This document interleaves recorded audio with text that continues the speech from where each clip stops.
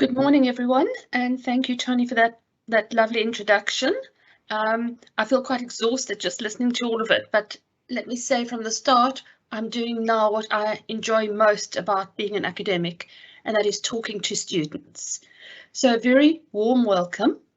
I'm talking to you now from Cape Town, right next to the sea, and it's a beautiful day. And I know that all of you are from all around the country and out of the country as well. And the joy of technology is that we can talk to each other, and I would like this to be an intimate conversation that we're going to have. So many workshops that you go to, and let me just stress the word here, workshop, because it implies that you need to do a little bit of work. I'm not going to give you lots of work, but I do want you to participate. So I would strongly suggest that you have, and as all good students, a notebook and a pen next to you, because there are going to be a few occasions where I'm going to stop and say, just think about that for 10 or 15 seconds and maybe jot something down just to help us along the way. So please, if you have access to that, keep it handy. So as a way of introduction, Tony has really given you the full introduction, but I'd just like to add a few things, and from the start to say that my research area and focus is as a social scientist. So I'm coming from the social sciences, and I know that there are many of you here from different colleges. So I certainly don't know much about your areas. I know very little, as you'll find out during this presentation, about science and engineering. I know nothing about geology and law and accounting. I'm a social scientist. But you know what is the same is the process of research. So your own college or your own field might be slightly different to what I'm going to say, and you might have slightly different ways of referencing or lengths or ways of doing it, but the basis for research is similar. So as a caveat, let me just say from the start, I'm a social scientist. I'm in the College of Education. So my broad field of academia is education, particularly distance education. But having said that, I also work quite a lot with the College of Economic and Management Sciences in their HRM department, that's Human Resource Management, because one of my fields is staff development. So I do know quite a bit about people who are working or in the field of economic management. So that's to say, that's the lens that I'm looking through. You need to know exactly where you are and understand that what I'm saying might be slightly different in your specific context, because each of us has our own context. So how are we going to run today? I don't want this just to be a talk shop where I'm just going to give you loads of slides with lots and lots of different writing on it, and you have to try and read it and then forget all about it when this is finished. This is a workshop, and I would like to see this as a research conversation. When I get a new student, or for all my students at the beginning, right near the start of our process, I like to have a one-on-one conversation with my student. Now, it's not always possible to do that face-to-face. In fact, in most cases, it's not done face-to-face, unless right now I have a student who is sitting in Cape Town and we don't have a lockdown law. I'm not going to be seeing you face-to-face. When I was in Pretoria, I did see some of you face-to-face, but I think this is where we can say that as a distance education university, I don't think we're much different to any other university at the postgraduate level, because I'm assuming I'm talking to a group of master's and doctoral candidates now. So doing it through a distance education environment is almost the same as doing it at another university. Only difference is we have more experience at doing it as a distance. So from the outset, let me just say welcome as a student to UNISA. And really, I'm hoping that this journey is going to be a great one for you. So as I said, I would start this with an academic and a research conversation. So let's assume now, I don't know how many of you are out there because I don't get access while I'm presenting, but I know there are a lot of you there. I don't want you to see this as me talking to a large group. Let's make this personal. I'm talking to you. each one of you individually, we are having this conversation. Sadly, it can't be a two-way one because of the limitations, but as Tony said, you have got the chat box. I'm not getting access to it at the moment, but he does. And if anything comes through that I need to know, he will certainly tell me, or we can follow up afterwards. I would love you just to put some of your answers, if you're not going to just write them down when we do some of the exercises, you could put it in the chat box so everybody else can see. Let's work collaboratively. So I don't want you to think that you're just sitting there and I don't know what to write or I'm scared what to write. Put it down because most people are in the same boat. So what are we going to cover during this research conversation today? I know the topic says conceptualizing your research questions, and it's a great topic and very, very important. But how I see research is as a complete process. So you can't really isolate one item and just hone in on that totally. You need to see it as a whole. So how I work is I like to conceptualize everything and then see where it all fits in. So in this conversation, we're going to talk about what actually is academic research. We all know that that's what we're doing, but what is it?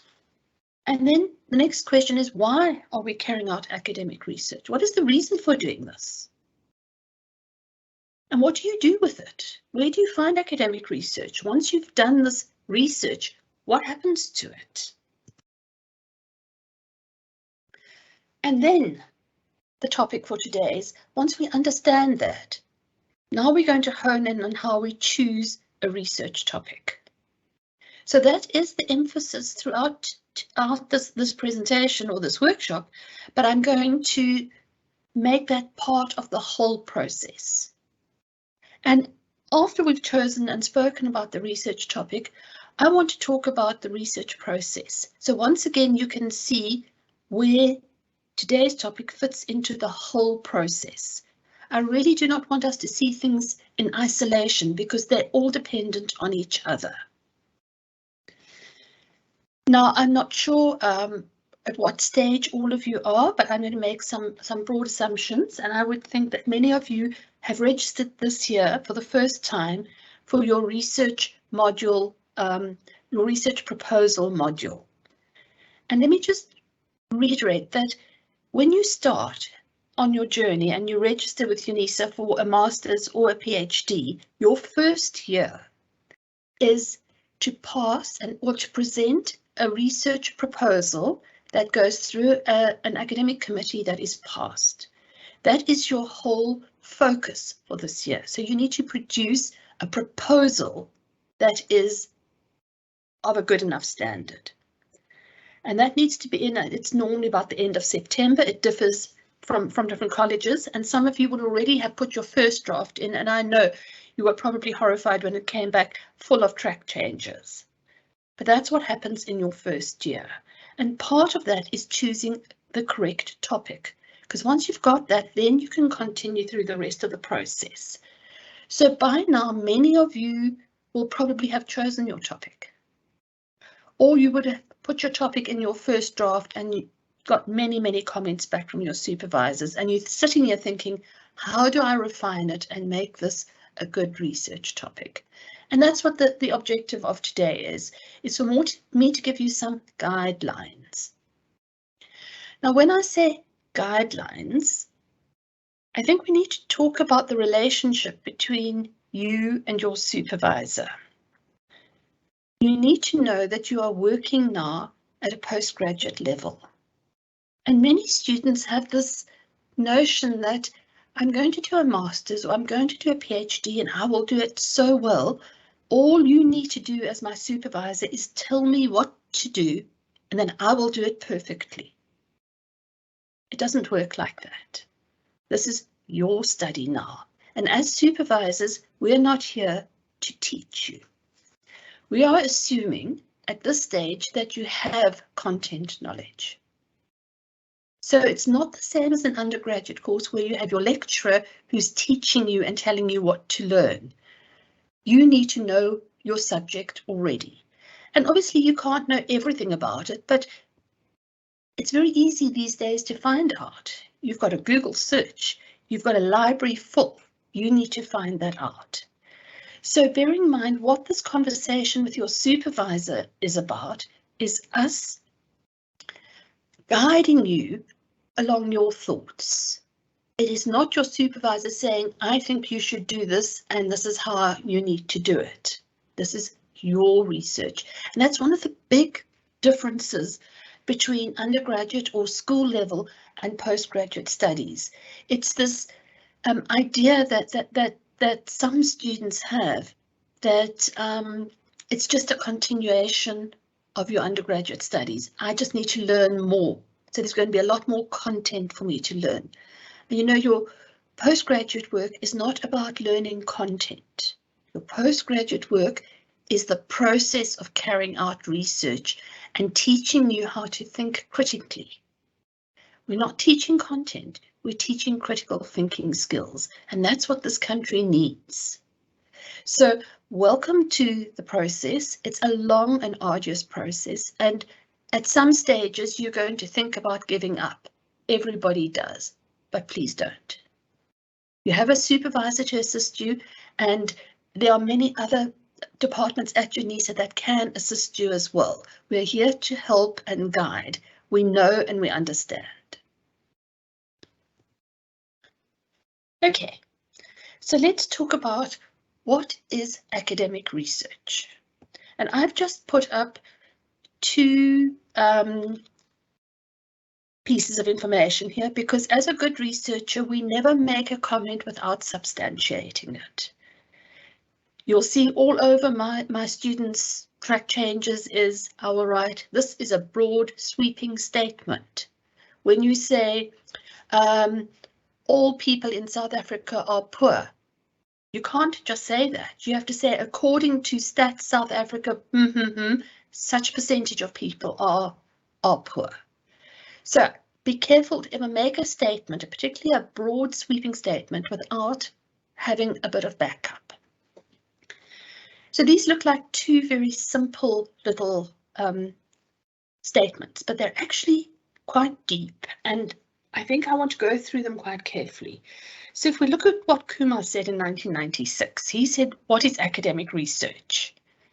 It's a careful and systematic investigation in some field of knowledge undertaken to establish facts or principles.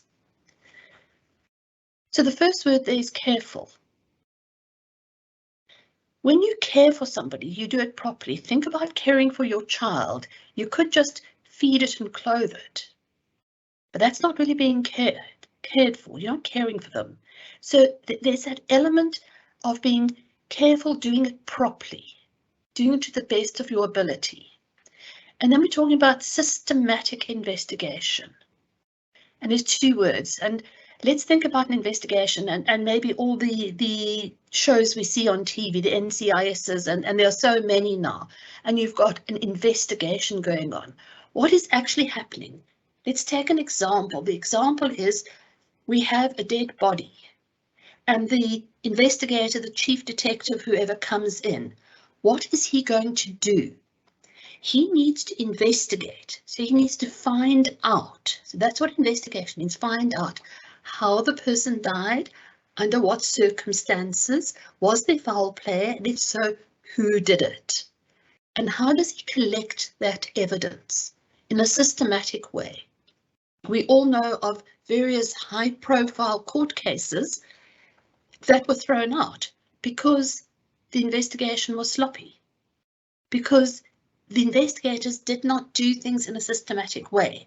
So exactly the same when we are working in research, there is a systematic way of doing it correctly. So we've been through care and systematic investigation, and then it says in some field of knowledge. And this is very important, because you have to have some basic knowledge, and maybe but more than basic knowledge, before you can go onto a master's or doctoral level. So the assumption is that you would identify your field within which you are working. So at this stage, I just want you all to stop and think, what field am I in? What academic field? Now, it's really quite easy. You will probably be in a field associated with a college in which you're registered. So you might be in the field of law. In my case, I'm in the field of education. Other people could be in the field of IT or in the field of psychology. But you need to know what broad field you are in. And only in very rare circumstances will you come in and say, for example, I want to do I'm really interested in, I'd like to do doctoral work on the psychology of criminals. But your field of knowledge is in, maybe it's in education, or maybe it is in accounting. Then it's a bit of a problem, because you've got to get your knowledge up to the right level. So as a general rule, unless we're looking at an interdisciplinary study, and that's another area, you're normally going to follow your broad field of research and then focus it down to what within that very broad field interests you. So we've spoken about the careful and systematic investigation to some field of knowledge. So jot down now, what field of knowledge are you in? And put it in the chat box if you want, because it's going to be interesting for everybody to see where you're coming from. So you can write there, my field is law, or my field is management sciences, or statistics, or primary school education. It could be any of these.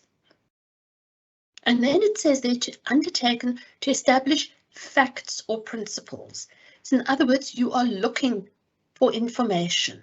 So you're carrying out your research in a systematic way within your field because you want to find out something, you want some facts. So there you go, there's a very simple explanation of what academic research is, and think back to that detective who's trying to establish the facts of what happened in this case. And if we look at another definition, there is from McKeown. And he says that academic research is scientific or scholarly inquiry or investigation and the proper communication of the findings. So the first part of what he's saying there is almost the same as the first one, but an important word here is scientific. In order to obtain credible evidence to answer your research questions, which we're going to come to just now, there is a scientific way of doing it. You can't just do it any old way. And that's why with the detective, if they don't collect their evidence in a way that is scientific, it'll be thrown out of court. And in exactly the same way, if you don't apply the scientific procedures to your research, you're not going to pass it either. So a big hint to you is follow that process. And where do you find that process? You can find it everywhere. For a start, read through your tutorial letter.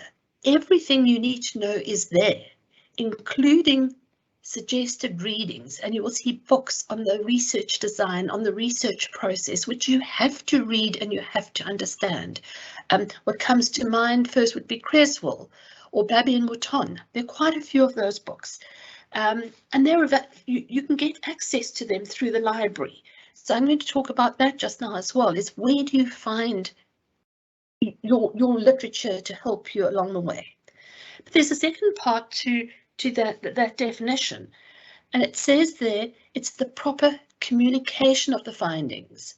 So this is how you're going to communicate to your audience the results of the information you have gathered scientifically to answer your research questions.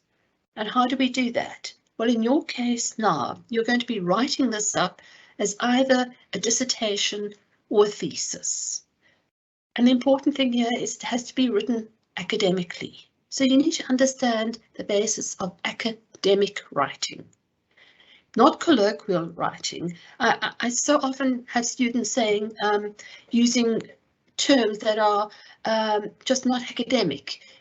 There was a humongous response to this research. That's not going to cut it.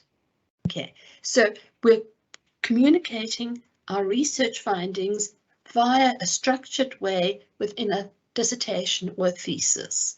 And at this stage, if you're in your research proposal here, you're going to be communicating it in the form of that 25 to 30 page research proposal, which you're going to do according to the template that you have been provided with. And now I'm going to digress slightly. And I alluded to this slightly at the beginning. At the master's and doctoral level, we expect students to be self-directed.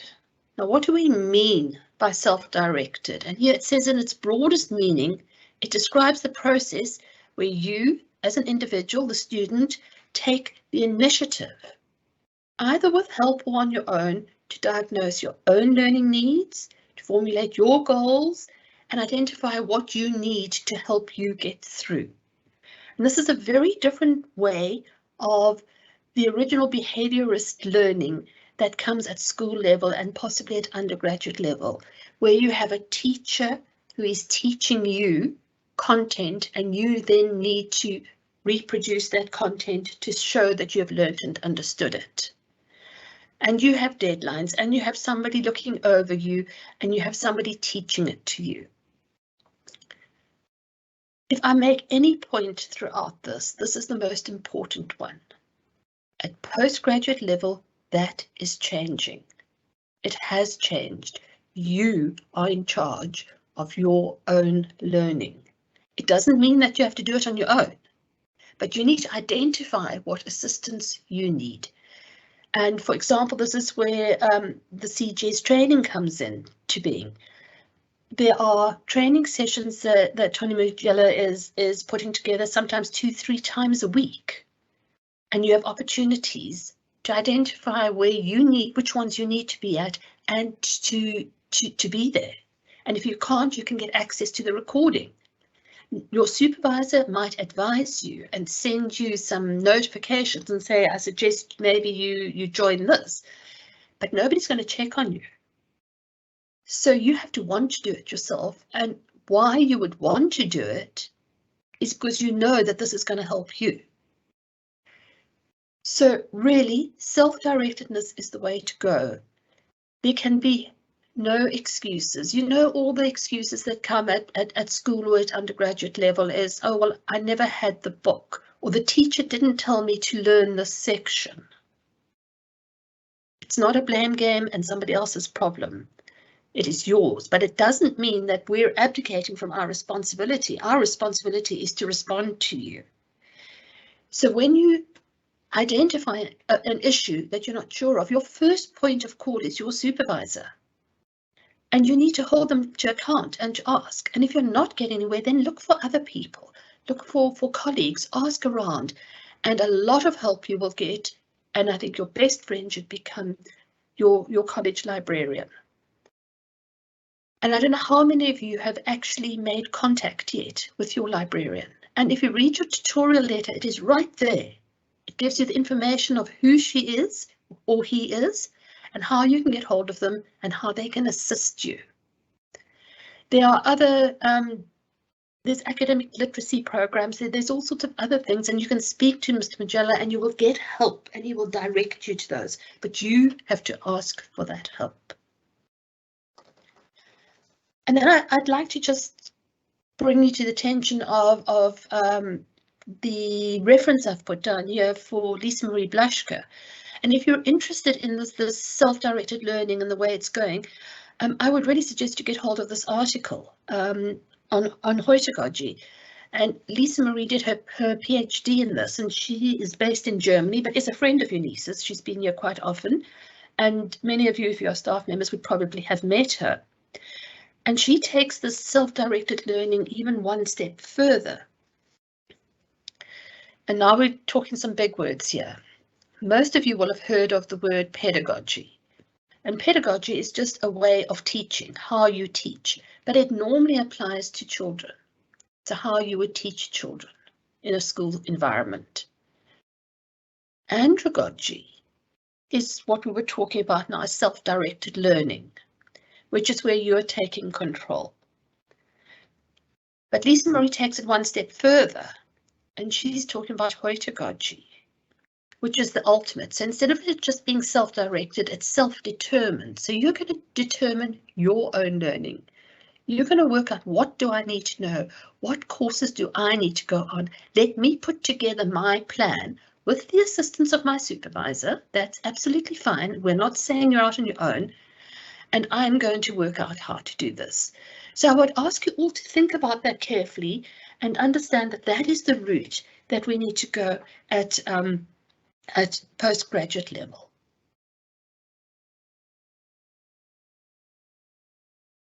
Okay, so we just take a 2-second breather and we move on now. And to say, why do we carry out research? What is the reason for doing it? Why are you here? Why are you doing a master's and doctoral study? Why do academics carry out research? What is this that we are doing? And I want you to think about it for a minute or so. Well, let's say about 10 or 15 seconds. And think of your reasons. What is your reason for doing research? And your reason might be very different to mine, which will be very different to my other colleagues. So we all have reasons for doing research, and let's try and understand what those reasons are. So I'm going to give you literally 10 seconds to think about it and jot it down, and then we'll move on, and I'll give you some of my thoughts as to why we carry out research.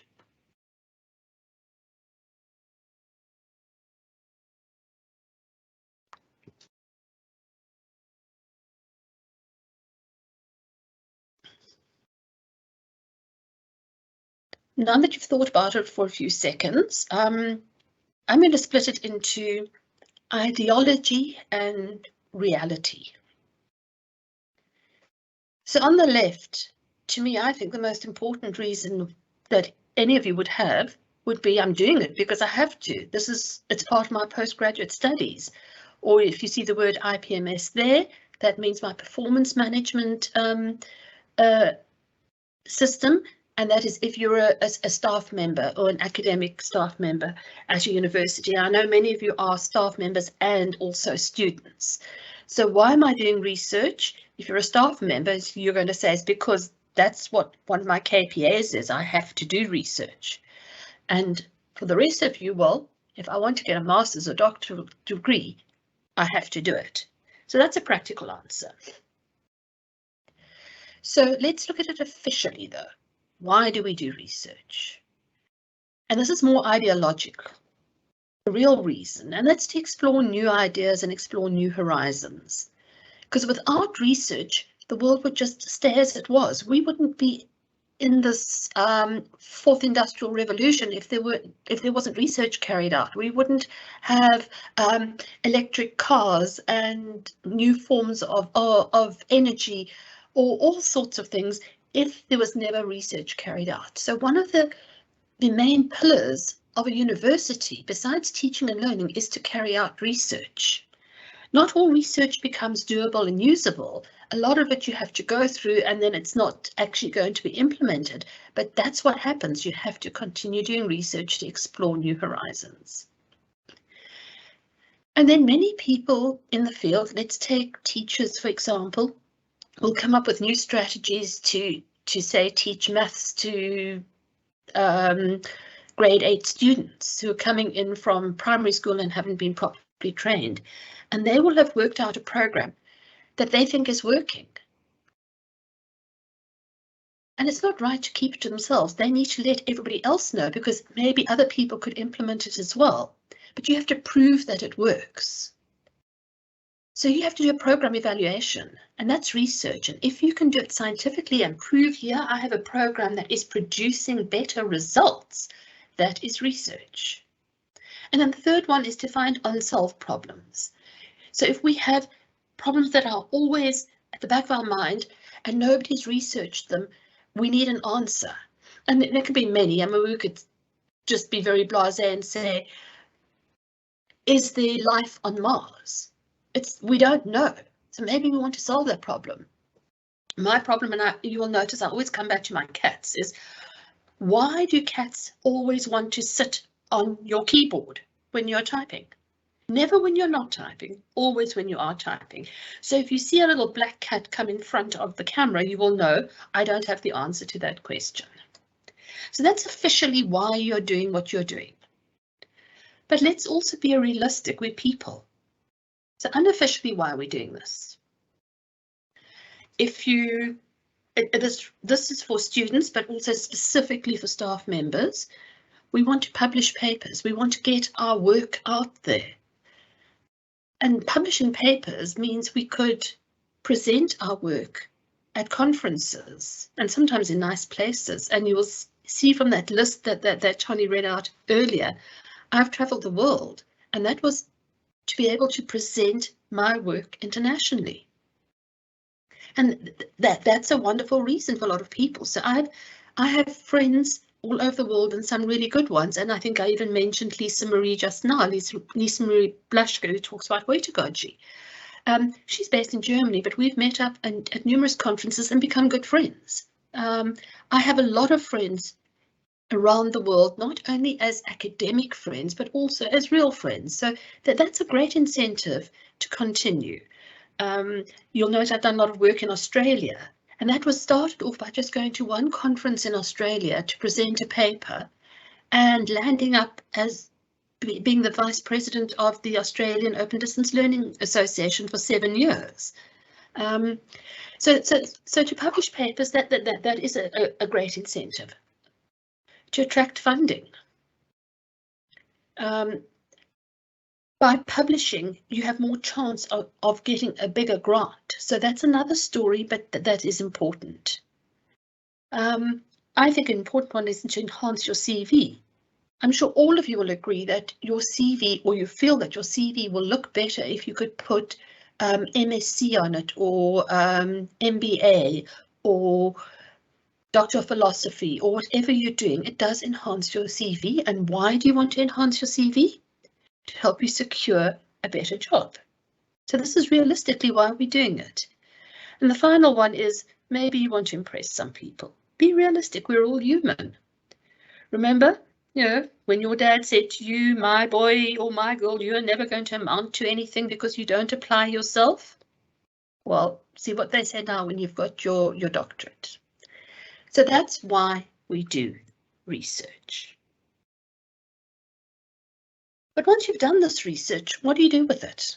And where do you find it? And if you want to look at somebody's research, or if you're interested in a topic, where is it? What are you going to do with your research? And here are a few ideas. Most important are academic journals. There are academic journals in every field and many journals in each field as well. And you need to know and understand the top journals in your field. So if you are doing your PhD in psychology, it's no point looking at a journal in the field of geology, unless you're really trying to do some research into the psychology of a geologist. Okay, but that's again being flippant and not really what is necessary. So you need to know your academic journals. Many students fall into the trap of just finding textbooks and finding books that have been written about something. That's fine, but books go out of date very quickly. Journals are up to date. Most journals will have 2 or 3 publications a year with cutting-edge research. You need to look at those because that is where you're going to need to publish from your master and doctoral dissertation or thesis. You are aware that since I think it's 2021, I'm stand to be corrected, that is, you don't get your degree nowadays unless you have actually submitted a number of articles to an academic journal based on your studies. So you need to understand academic journals. I've spoken about academic books. Books are important, but they do get dated. So I would say stick to books when you're looking at things like research design or research methodologies. Those don't go out of date. Creswell does update his book every now and then, but the basic principles are still there. So you do need some academic books in the field. And you will see that a lot of new books are coming out that are specifically, there'll be chapters specifically about your research area, so look out for them. But for most of you here, the way you're going to disseminate your information is going to be through your written dissertation or thesis. And then I'd like to alert you to the fact that so much information is contained in dissertations and theses that have already been written. And people are looking for books and journals. With the help of the library, and you can work out how to do this, you speak to a librarian, or you could go right now, it's very easy, you look for your e-resources and you look for dissertations. You can find electronic copies of all the dissertations and theses that have been done by not only UNISA students, but sometimes from all students. And there you can find cutting edge information. A lot of this is not published in academic journals, which is very sad. So look there as well. We can talk about web pages and blog spots. And, you know, a blog spot nowadays is not just what it used to be with, you know, Auntie Susan's recipe for making homemade jam and my travel journal while I was walking the Camino trying to find myself. It's become accepted in the academic field as well. And some top academics will have regular web pages and blog spots. And you are allowed to cite those in your research now, as long as it's not just, again, as I say, Auntie Susan's jam recipe, where we've got some of the top academics in your field who are writing there. And why do they write there? Because you can do something in a much shorter format. A journal article, you're looking at 5,000, 6,000, 7,000 words, and same for a book. In a blog, you can say what you want to say in 1,000 words if need be. So it's a very attractive way of making a point. So look out for blogs in your area written by sound academics. I know there's I don't know if any of you have heard of a publication called The Conversation, which is an African-based way of presenting information. And what they do is they look at a lot of the articles that are coming out, these 5,000, 6,000, 7,000 page articles, and they find topics that are of real interest, and they contact the author and they say, please, can you put this into 1,000 words? So it makes it more readable and easier for people. So don't forget those. And then finally, conference proceedings, which are also very interesting, because when people present at conferences, it's always up-to-date, important information, but not everybody has the time afterwards or has the legs to write that up as a journal article, because when you're submitting a journal article, it is a long process. You are very lucky if it gets published within 18 months of submitting it. That's how long that the process is. And not to sound negative anyway, but realistic, is that probably about 80% of articles that are submitted to journals are rejected, which is very sad because it doesn't fit the theme of the journal, or the editor doesn't like what you're doing. For various reasons, it doesn't mean to say that the work is not good. Whereas if there is an accredited conference proceeding, as long as you have done your work properly, it will still be peer reviewed, but fairly soon after the conference, sometimes almost simultaneous with the conference, the proceedings are published. So that's another way of being able to do it. Okay, now let's move on to where we're going to get to our research questions and see how our research topic and questions fall into the whole process of research. And I always like, for those of you who know me, have been to a lot of my presentations, I always like using this hourglass notion of research. Do you remember? Some of you might, and if you don't, it would be your mums or your grandmas used to have what we call this hourglass, which was another word was an egg timer, where you would turn it upside down and there would be salt in it, and it would have to start off broad and funnel its way through and then get to the bottom. And you'd put that on when you put an egg in boiling water. And then you knew when it was ready, when all the salt was through. Now, I know the younger ones here are going to look at me as if I'm absolutely crazy and say, well, that's what you've got a phone for. That's, you know, there's many other devices.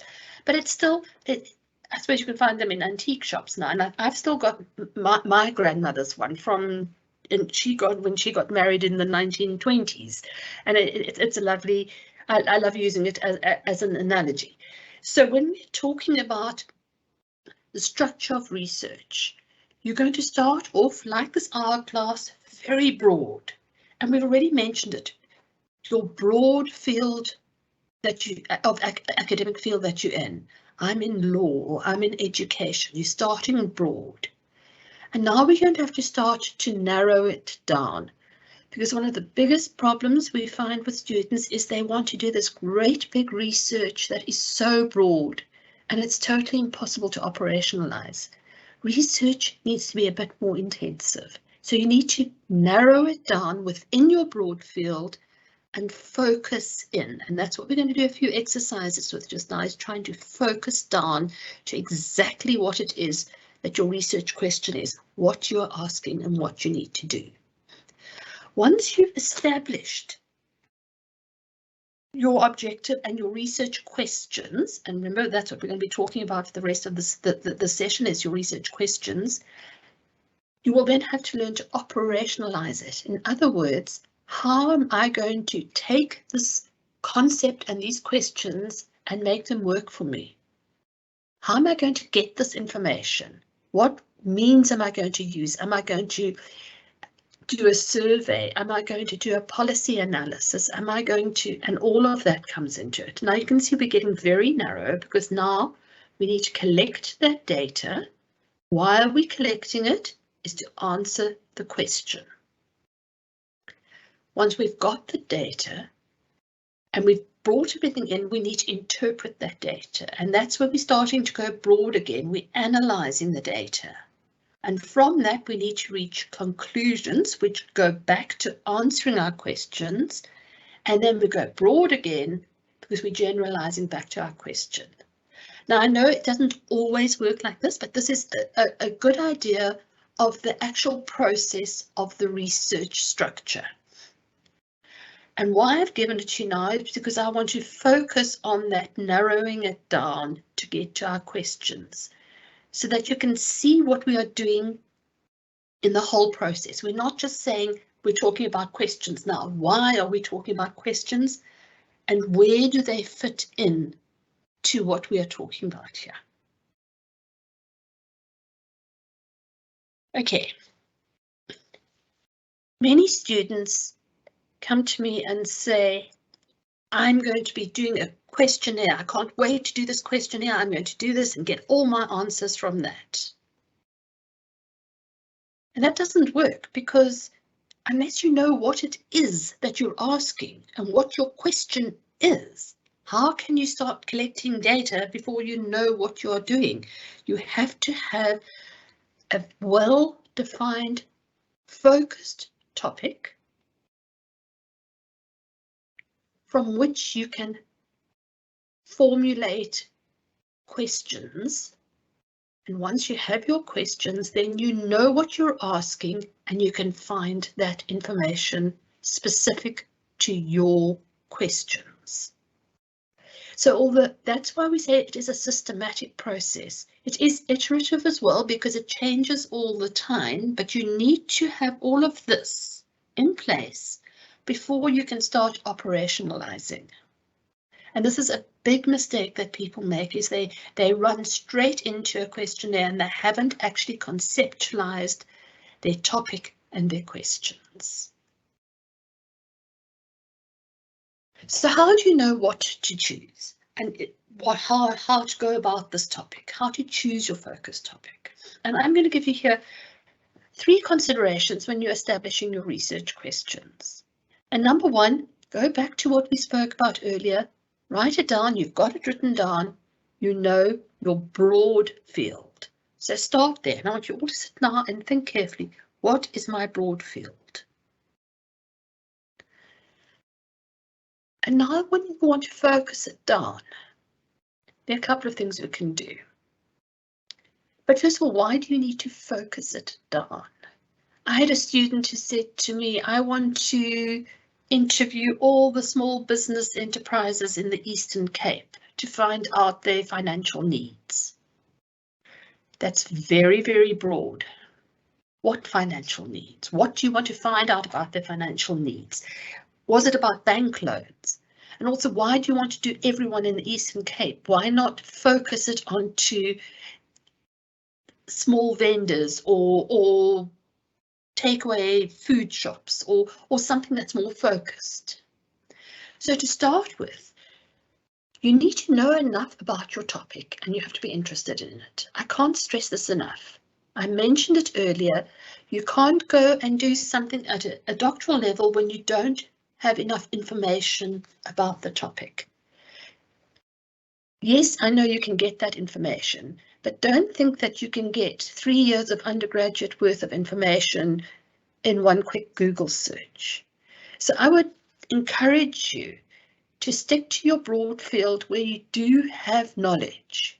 And you're going to have to expand that knowledge, but now you've just expanded into that area of focus that you're choosing. So number one is know enough about your topic. Really, really hard to go and do something where you don't have that knowledge.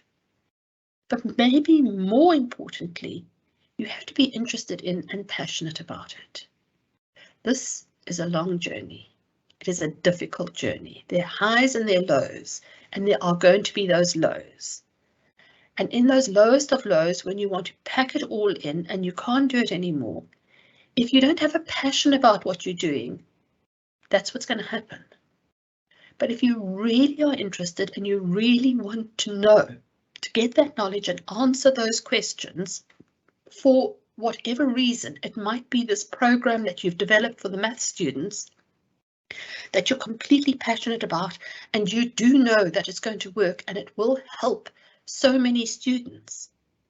If you have that passion, you'll find the reserve in you to, when you're in those dark spaces, to pull yourself up and continue. If you're doing something just because you think somebody else will find it important and you really don't have the passion for it, it's going to be very hard to motivate yourself in those difficult times. So that is one consideration. Know enough about your topic and you have to be interested and passionate in it. But that doesn't mean that your passion for something is current and important. You know, and maybe it's been done before. So you have to now be a little bit more pragmatic and think about this. And this is where you need to be reading up and discussing with your supervisor, what are the current areas of interest to the scientific community? What is it? Is it a topic that people have started on and we need to actually continue with? Very often we'll have this idea that we think this is marvelous, nobody's ever done this, because I can't find anything in the library about it. Nobody's written about this. Believe me, there are hundreds and thousands of academics out there. None of us, unless we're an Einstein, are really that special that we'll have this completely unique idea. I'm not saying it doesn't happen. It can happen, but being realistic, not really. So in all likelihood, if you find nothing on a topic, it's not of interest to anybody. Or people have looked at it and decided this is not going to work. And remember, you need to publish your findings afterwards in a journal. And journals are not interested in topics that are not current. Let me give you an example here. A couple of years ago, let's say 5, 8, 10 years ago, it was very topical to be writing or carrying out research on, for example, first year students' perceptions of an online tutorial, student perceptions of whatever, learning styles of students, learning styles or teaching styles. All of that was very topical. But you know what? No editor is interested in that anymore. We've moved on. There are lots of other things now. So although you might be passionate about that, it's not going to get you published. So be clever in that and talk to the people, talk to your supervisors, talk to your colleagues, and read up, find the latest edition of journals to see what is actually happening. And then finally, remember your audience. You want a topic that people will be interested in. I'm particularly interested in why my cat sits on my keyboard all the time, but I don't think there are many other people unless you're a cat lover who thinks that. So be careful to make sure that this is something that people want to read. When it's published in a journal, as soon as a new journal comes out, I look at the topics straight away. They'll give the headings of the 10 articles, and of those I'll say, oh, that looks interesting. So it has to be something where people are going to be interested. So that's the best advice I can give you at this stage, is to consider these three. Know enough about your topic. Be passionate about it. Make sure that it is current. And there's been enough written about it, because if there's been nothing written about it, it's probably not current or of any interest, and make sure people are interested in it. So just think about that for the moment while we move on to the next slide, and try and relate that to your current topic.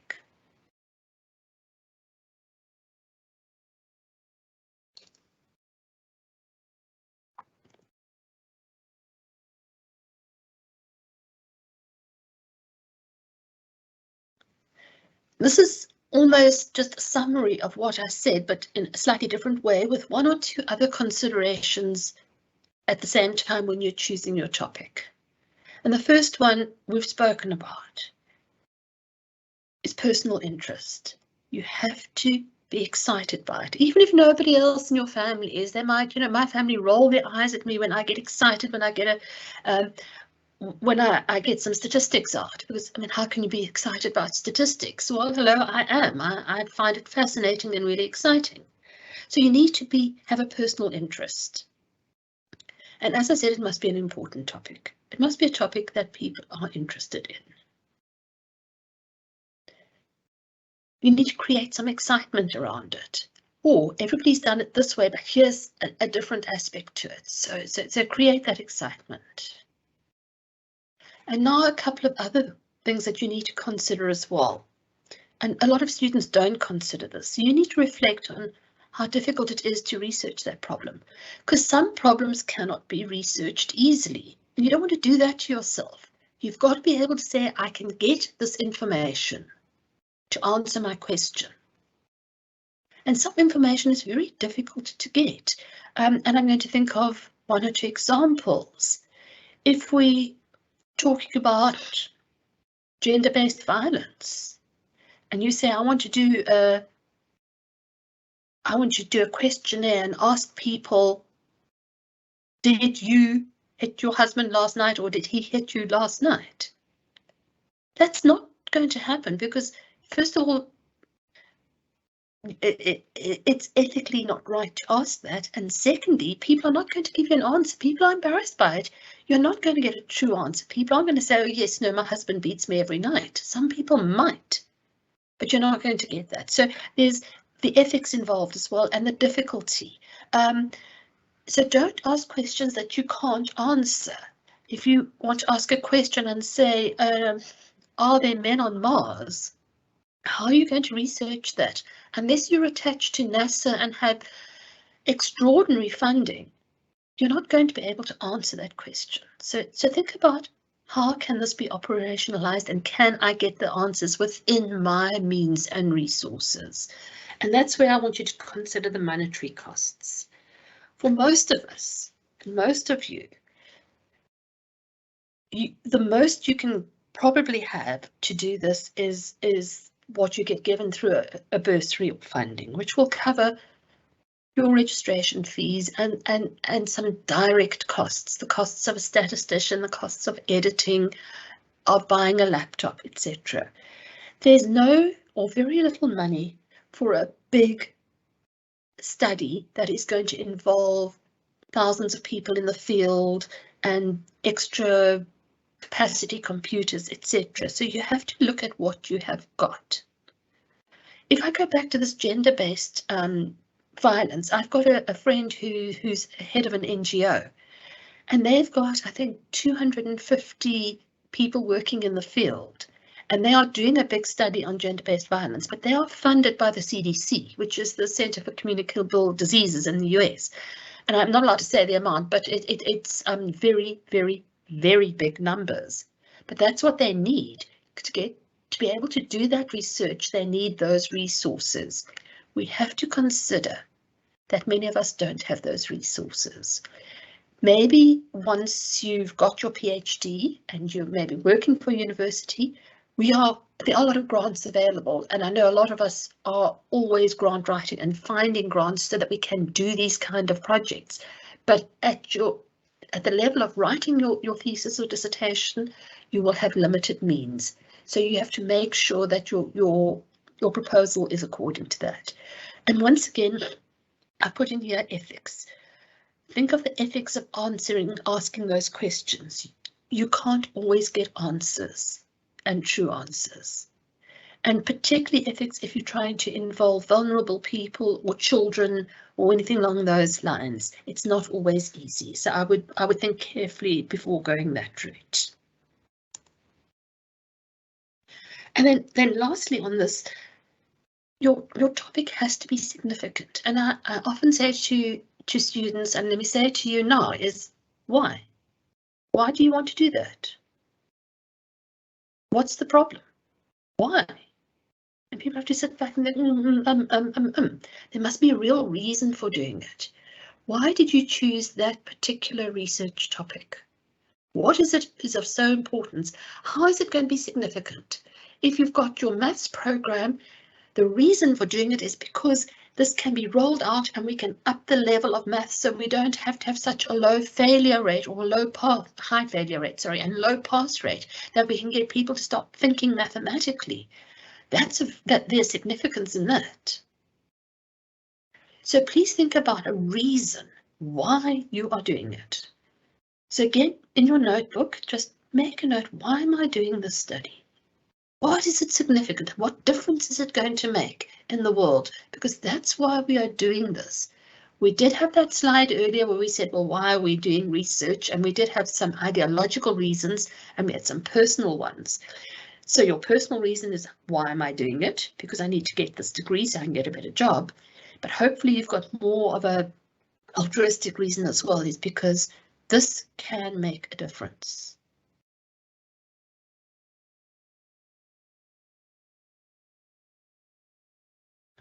So let's get back to this topic and see, just give you some ideas of when you pick a topic, how you pick a topic.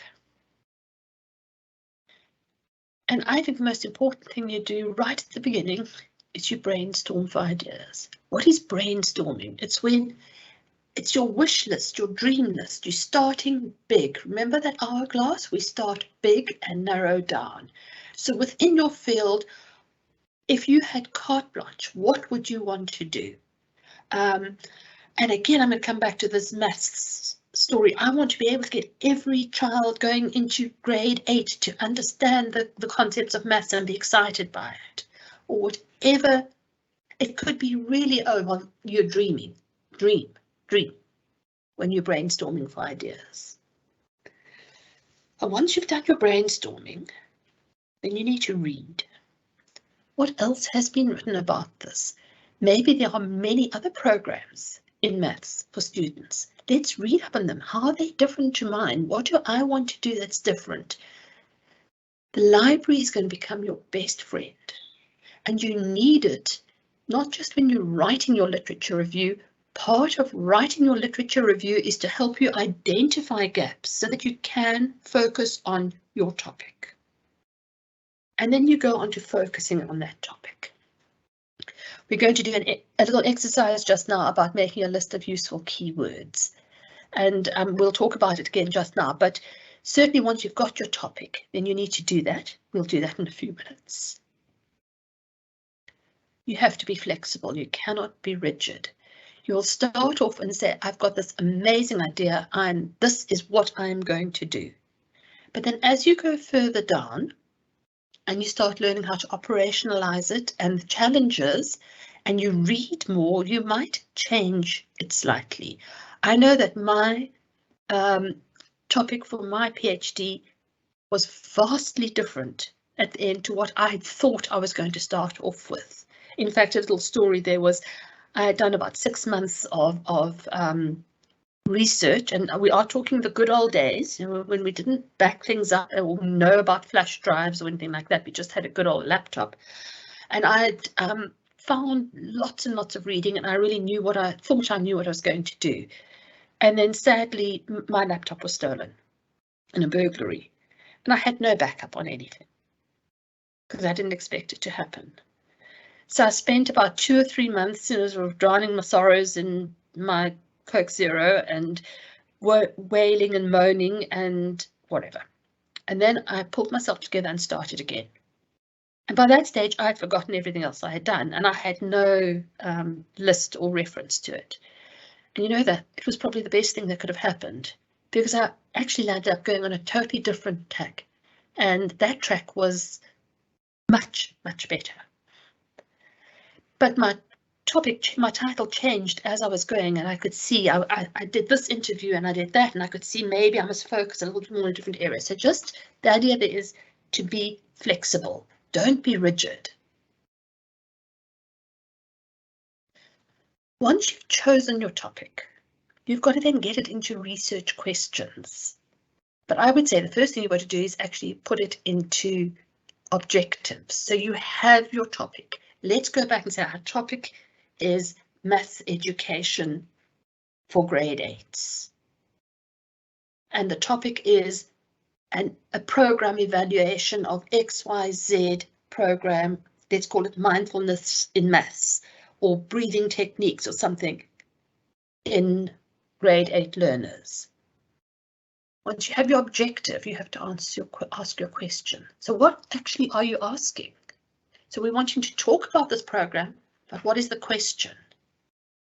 And it could be, does the implementation of this program lead to higher pass rates? What are the students' experiences of being part of this? There are all sorts of questions, so you have to focus your questions. And as you're doing that, you need to read more and more until you actually get to where you need to be.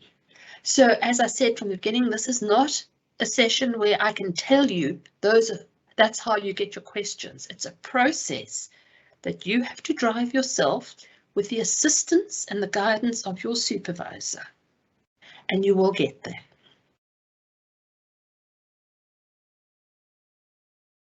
Okay, now we're going to do a little bit more work. And remember the hourglass, and it's still sitting there, where we start broad, go narrow, and go broad again. So I just want to give us a little bit of an exercise. Instead of me just talking all the time, let's try and find some concrete examples. Okay, we've been talking about the broad field of education and the broad field of mathematics education, and more specifically evaluation of programs to assist grade 8 students. So can you see from that we've gone from the broad and we've narrowed it down. Okay, now I make no disclaimer here, or total disclaimer. I know nothing about science and science and technology, and I'm not a medical expert at all, but I'm trying to just use 3 examples for us to think about. And I've just put up 3 examples here of very broad fields or very broad questions, starting from the top of that hourglass. So you could say, I'm interested in alternative energy sources. And I would think you're probably coming from the College of Science. You could say, I'm really interested in technology in education. And your broad field is probably education. And maybe you could say, I'm looking at the effects of long COVID. And you know, long COVID means once somebody's had COVID, that they never really recover to how they were beforehand for a very long time. And that's more a medical field. So I've looked at 3 different fields and 3 very broad topics. So now I'm going to give you 10, 20 seconds just to think, choose one of them as a broad topic and think, how would you narrow it down to something that's more focused? And once we've got the focus, then we can ask the questions. So take a few seconds, take one of them, think about it, put it in the chat if you want, And then we'll just go through some alternatives that have just come off the top of my head. And I'm sure those of you who are in these fields might laugh a little bit because I'm not in the field, but you'll see what I'm trying to get at. Okay, so you've got a few seconds to write that down.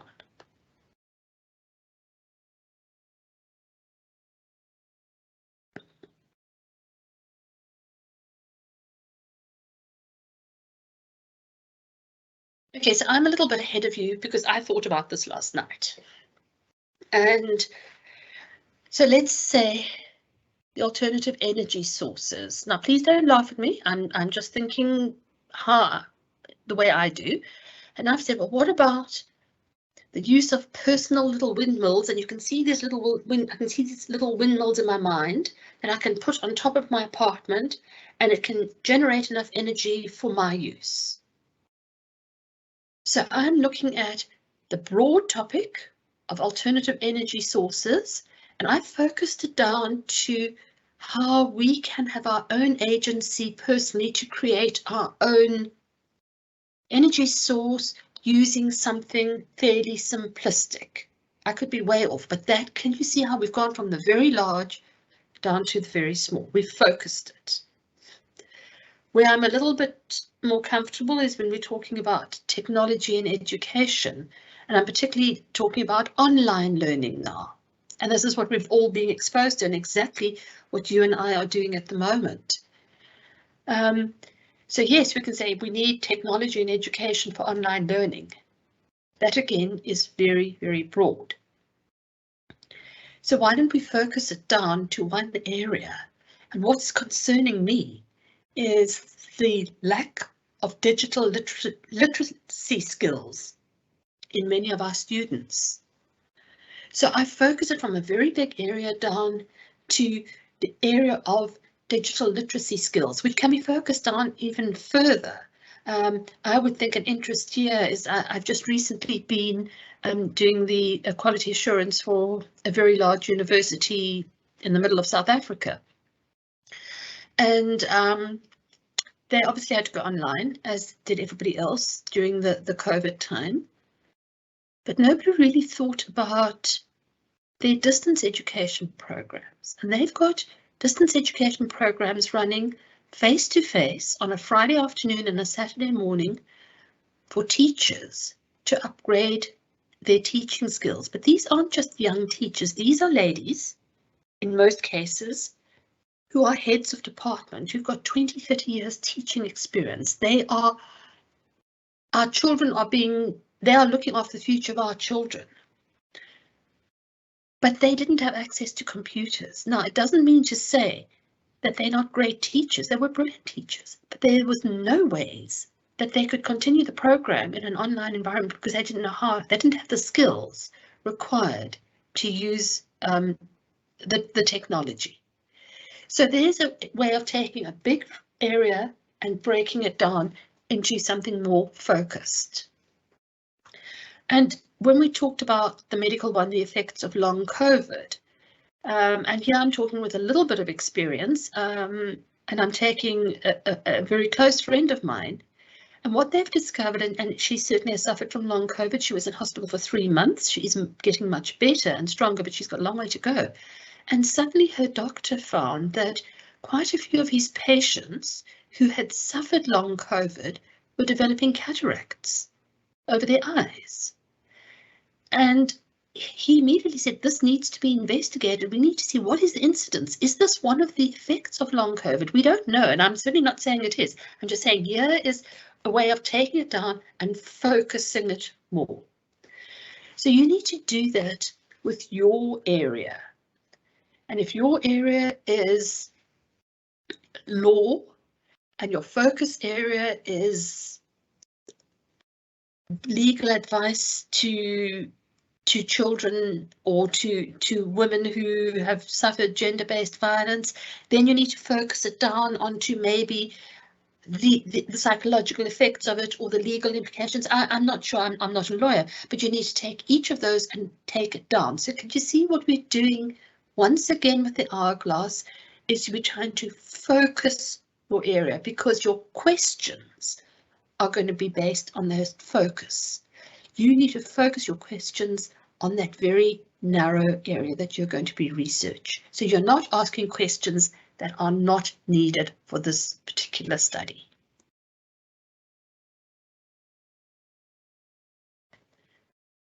And just now I mentioned keywords as well, and this works quite well. Once you've got your focus down to your questions, you're saying, these are my questions. This is my focus area. This is my topic, and this is my focus area. I'm focusing on this. And I've just mentioned those three again. Write your own one down. What is your focus? And then think of 5 keywords for your focused topic.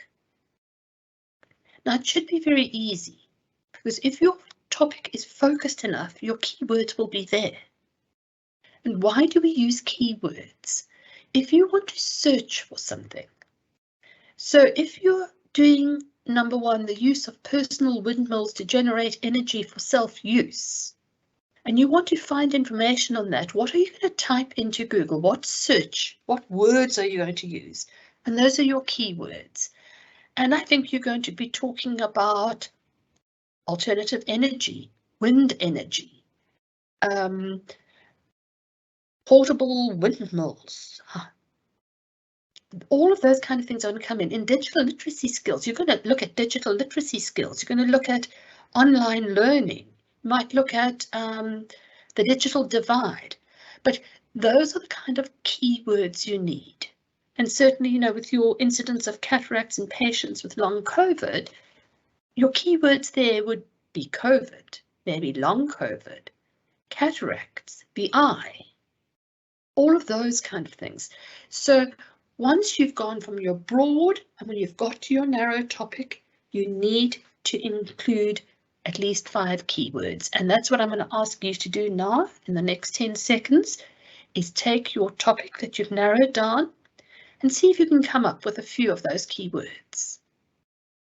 Also remember, when you publish your work and you want people to be able to see it and comment and read your work, they're going to be typing in keywords to find it. So you need to make sure that those keywords are the right ones that will lead to what they are looking for. So here, a few seconds just to think about that.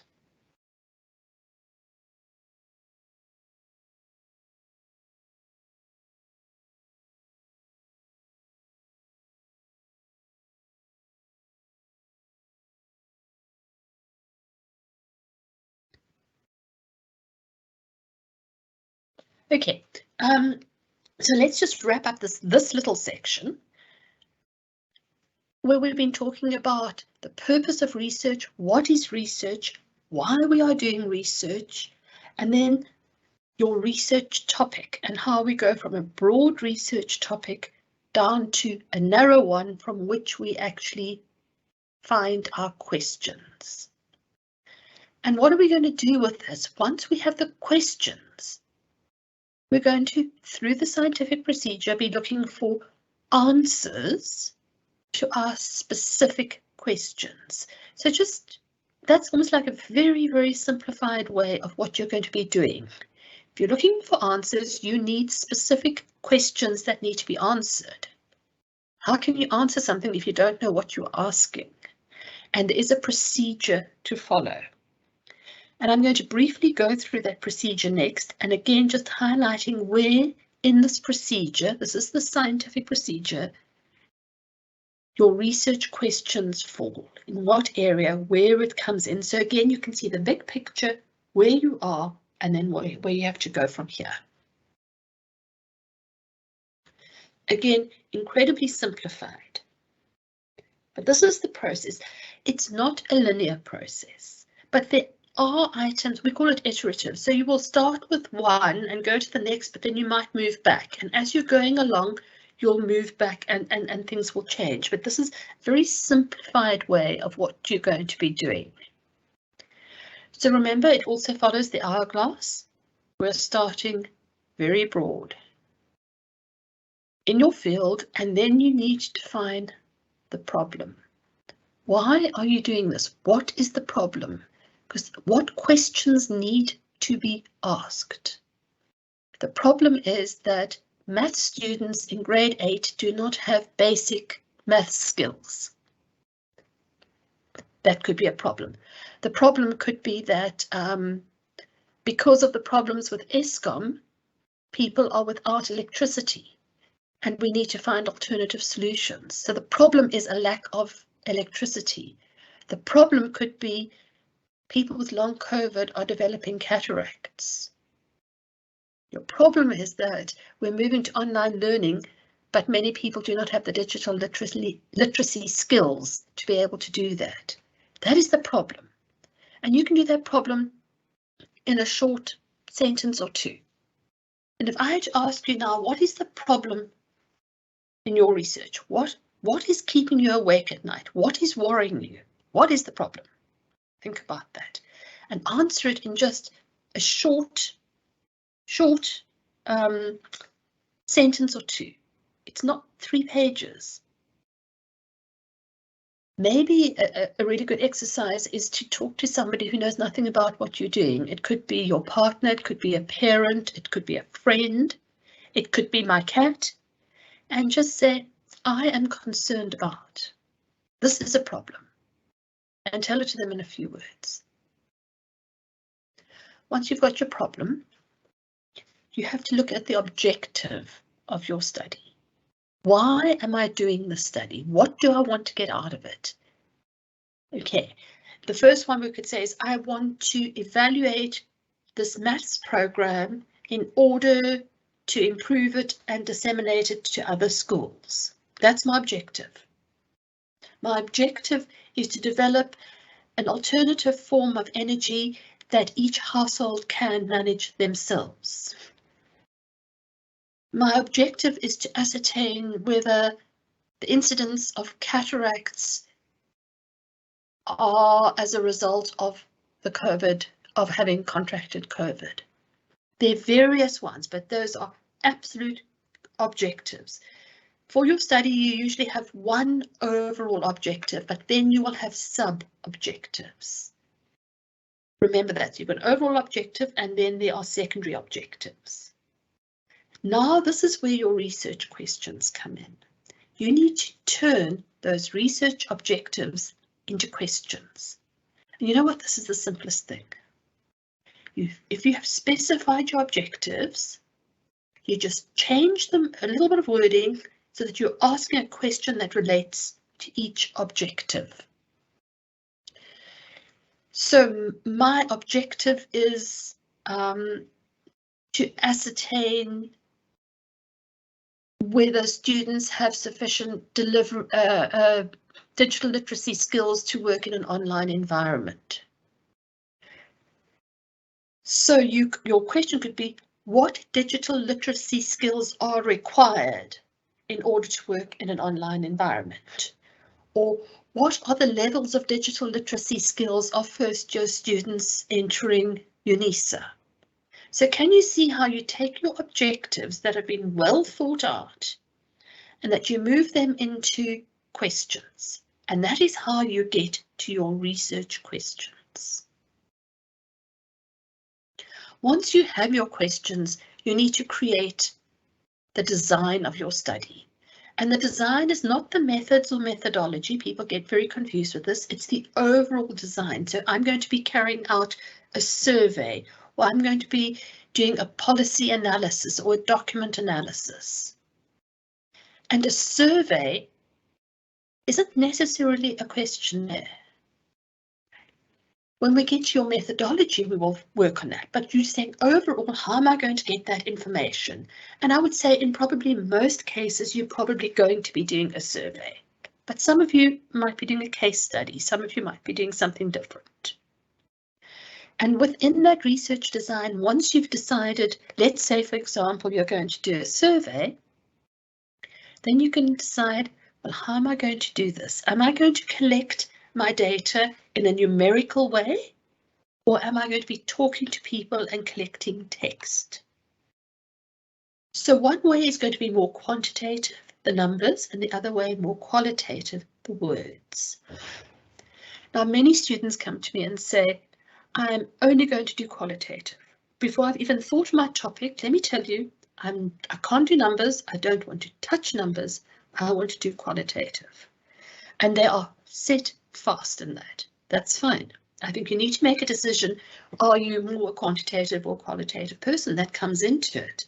But you do need to remember then that you have to go back to your research questions. Because once you have a research question, you have to use the best design and methodology to answer that question. And sometimes if your question is not right, you cannot collect that data scientifically using your qualitative method. It might be better answered quantitatively or vice versa. So you have to be flexible, and I spoke about that earlier. And there are two areas here where you can be flexible. If you like my student who said, I can only do qualitative, you have to ensure that your questions are best answered in a qualitative way.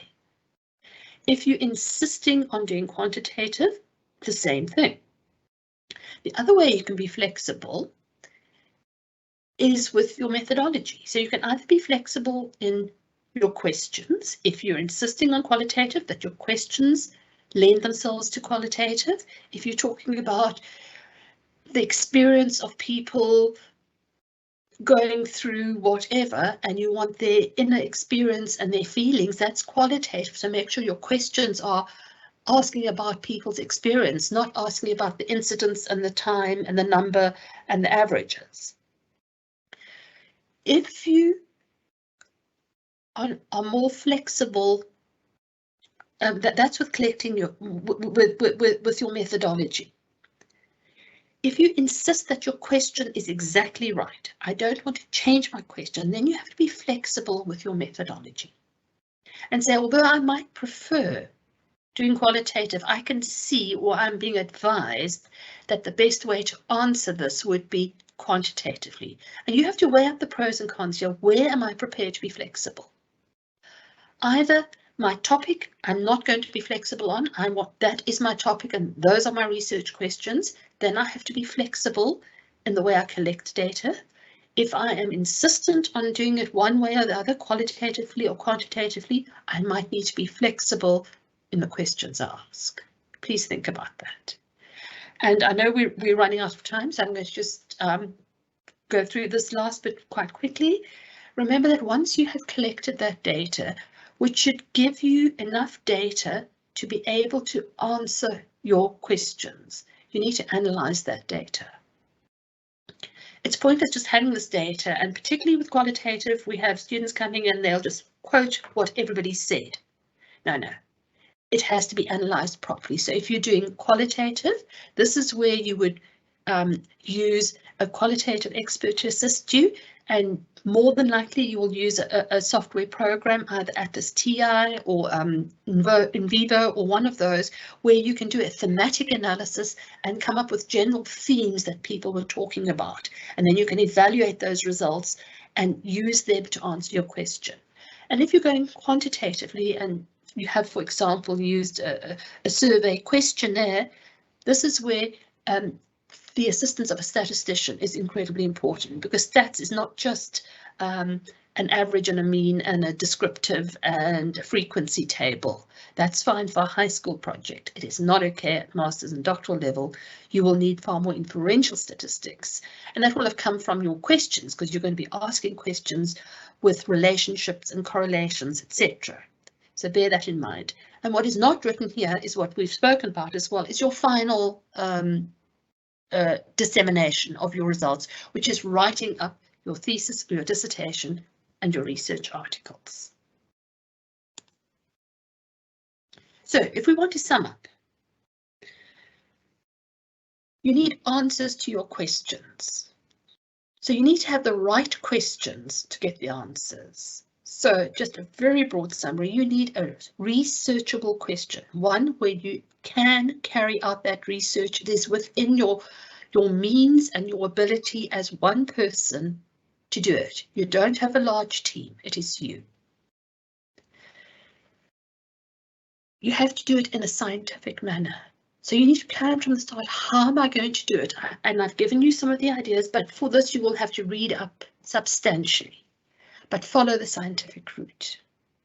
And then ensure that the answer to your question is based on the results of your research, that you are collecting the correct research to answer that question. And finally, I always have to end up, as I said, with something with a cat, and we all know the saying, curiosity killed the cat. And here it says, curiosity is the very basis of education. And if you tell me that curiosity killed the cat, I can only say the cat died nobly. So what I'm saying to you here is you have to be curious. You have to have that inquiring mind. You have to ask the right questions. And maybe I can end up by saying, in this case, what do you think the question is? We have a cat with a head in a jug. I would be very interested to think, what is the question? Why does this cat have a head in a jug? And there could be various answers. Maybe the cat is trying to see if it can reach the milk to drink it. Maybe the cat is trying to see if it can fit itself into the jug. Maybe the cat just wants to tip the jug over. What is the question? The most important thing is you need to be curious enough to ask the right questions. I thank you all very much for listening.